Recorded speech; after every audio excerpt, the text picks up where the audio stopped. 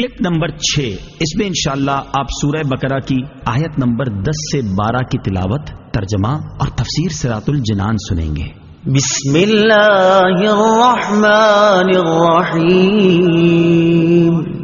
ترجمہ: اللہ کے نام سے شروع جو نہایت مہربان رحمت والا ہے۔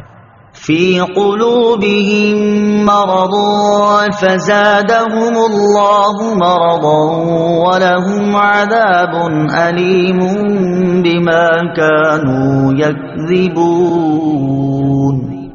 ترجمہ: ان کے دلوں میں بیماری ہے تو اللہ نے ان کی بیماری میں اور اضافہ کر دیا، اور ان کے لیے ان کے جھوٹ بولنے کی وجہ سے دردناک عذاب ہے۔ فی قلوبہم مرض، ان کے دلوں میں بیماری ہے۔ تفسیر صراط الجنان میں ہے، اس آیت میں قلبی مرض سے مراد منافقوں کی منافقت اور حضور پرنور صلی اللہ تعالی علیہ وسلم سے بغض کی بیماری ہے۔ معلوم ہوا کہ بد عقیدگی روحانی زندگی کے لیے تباہ کن ہے، نیز حضور اقدس صلی اللہ تعالی علیہ وسلم کی عظمت و شان سے جلنے والا مریض القلب یعنی دل کا بیمار ہے۔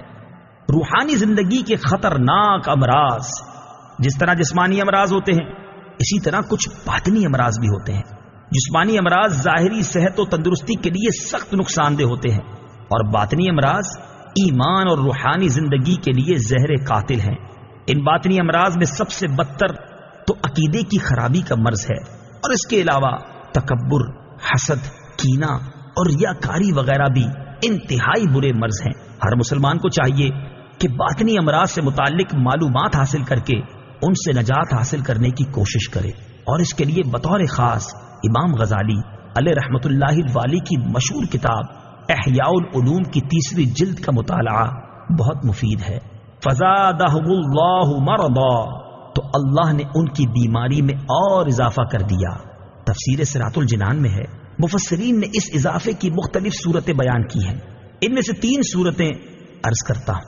نمبر 1، ریاست چھن جانے کی وجہ سے منافقوں کو بہت قلبی رنج پہنچا، اور وہ دن بدن حضور پرنور صلی اللہ تعالی علیہ وسلم کی ثابت قدمی اور غلبہ دیکھ کر حسد کی آگ میں جلنے لگے۔ تو جتنا نبی اکرم صلی اللہ تعالی علیہ وسلم کا غلبہ ہوتا گیا اور آپ صلی اللہ تعالی علیہ وسلم لوگوں میں مقبول ہوتے گئے، اتنا ہی اللہ تعالی نے منافقوں کے رنج و غم میں اضافہ کر دیا۔ نمبر 2، منافقوں کے دل کفر، بد عقیدگی اور نبی کریم صلی اللہ تعالی علیہ وسلم سے عداوت و دشمنی سے بھرے ہوئے تھے۔ اللہ تعالیٰ نے ان کی ان چیزوں میں اس طرح اضافہ کر دیا کہ ان کے دلوں پر مہر لگا دی تاکہ کوئی واعظ و نصیحت ان پر اثر انداز نہ ہو سکے۔ نمبر 3، جیسے جیسے شرعی احکام اور نزول وحی میں اضافہ ہوا اور مسلمانوں کی مدد و نصرت بڑھتی گئی، ویسے ویسے ان کا کفر بڑھتا گیا، بلکہ ان کا حال تو یہ تھا کہ کلمہ شہادت پڑھنا ان پر بہت دشوار تھا، اور اوپر سے عبادات میں اضافہ ہو گیا اور جرموں کی سزائیں بھی نازل ہو گئیں، جس کی وجہ سے یہ لوگ بہت بے چین ہو گئے۔ وَلَهُمْ عَذَابٌ أَلِيمٌ بِمَا كَانُوا يَكْذِبُونَ، اور ان کے لیے ان کے جھوٹ بولنے کی وجہ سے دردناک عذاب ہے، یعنی اللہ تعالیٰ اور آخرت پر ایمان لانے کا جھوٹا دعویٰ کرنے کی وجہ سے ان کے لیے جہنم کا دردناک عذاب ہے۔ وَإِذَا قِيلَ لَهُمْ لَا تُفْسِدُوا فِي الْأَرْضِ قَالُوا إِنَّمَا نَحْنُ مُصْلِحُونَ أَلَا إِنَّهُمْ هُمُ الْمُفْسِدُونَ وَلَكِنْ لَا يَشْعُرُونَ۔ ترجمہ: اور جب ان سے کہا جائے کہ زمین میں فساد نہ کرو تو کہتے ہیں ہم تو صرف اصلاح کرنے والے ہیں۔ سن لو، بے شک یہی لوگ فساد پھیلانے والے ہیں، مگر انہیں اس کا شعور نہیں۔ لا تفسدوا فی الارض، زمین میں فساد نہ پھیلاؤ۔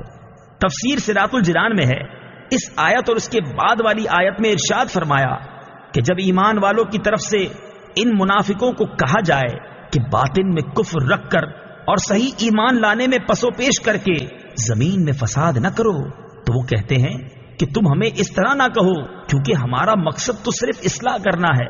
اے ایمان والو، تم جان لو کہ اپنی اسی روش پر قائم رہنے کی وجہ سے یہی لوگ فساد پھیلانے والے ہیں، مگر انہیں اس بات کا شعور نہیں کیونکہ ان میں وہ حس باقی نہیں رہی جس سے یہ اپنی اس خرابی کو پہچان سکیں۔ منافقوں کے طرز عمل سے یہ بھی واضح ہوا کہ عام فسادیوں سے بڑے فسادی وہ ہیں جو فساد پھیلائیں اور اسے اصلاح کا نام دیں۔